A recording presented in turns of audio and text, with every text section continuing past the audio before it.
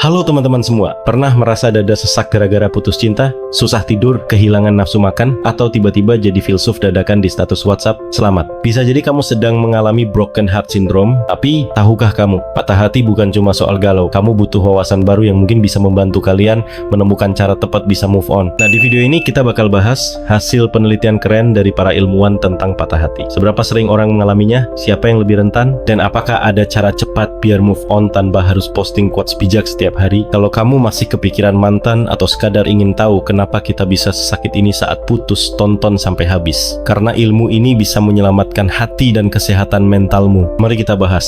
William L. Dunlop dan kawan-kawan dari University of California, Riverside yang dipublikasikan pada Wiley Online Library. Artikelnya membahas tentang patah hati dalam hubungan romantis, termasuk seberapa sering orang mengalaminya, bagaimana kepribadian dan gaya keterikatan berhubungan dengan patah hati, serta bagaimana orang menceritakan pengalaman mereka. Penelitian ini melibatkan lebih dari 4,000 peserta dari berbagai latar belakang. Hampir semua orang, 82%, pernah mengalaminya dan sekitar 14% sedang merasakannya saat ini. Patah hati lebih sering terjadi pada orang yang masih lajang, mudah cemas, atau sulit percaya pada pasangan. Cara seseorang melihat patah hati juga berpengaruh. Ada yang merasa hancur dan kehilangan kepercayaan diri, tetapi ada juga yang menjadikannya pelajaran untuk tumbuh lebih kuat. Ada juga disertasi yang ditulis oleh Jenna Lantrip dari Kaiser University Graduate School. Penelitiannya membahas hubungan antara patah hati dalam hubungan romantis, depresi, dan harga diri. Dengan menggunakan survei terhadap 85 partisipan, penelitian tersebut menemukan bahwa ada hubungan negatif yang signifikan antara depresi dan harga diri. Artinya semakin rendah harga diri seseorang setelah patah hati, semakin tinggi tingkat depresinya. Kemudian artikel lain ditulis oleh Tiffany Field dari University of Miami School of Medicine dan diterbitkan dalam jurnal International Journal of Behavioral Research, Psychology, IJBRP dengan judul Romantic Breakup, Distress, Betrayal, and Heartbreak. A review mengungkapkan bahwa broken heart syndrome atau sindrom patah hati dapat meniru gejala serangan jantung, meskipun tidak menyebabkan kerusakan permanen pada jantung. Selain itu, otak orang yang baru putus mengalami aktivitas serupa dengan orang yang kecanduan narkoba, yang menjelaskan mengapa sulit bagi sebagian orang untuk melupakan mantan mereka. Lebih jauh, putus cinta memicu peningkatan hormon stres seperti kortisol yang dapat memperburuk kondisi emosional dan fisik seseorang. Perasaan ditolak dan dikhianati bahkan mengaktifkan bagian otak yang sama dengan rasa sakit fisik, sehingga menjelaskan mengapa patah hati terasa begitu menyakitkan. Namun, ada berbagai cara untuk mengatasi dampak negatif ini, seperti terapi kognitif,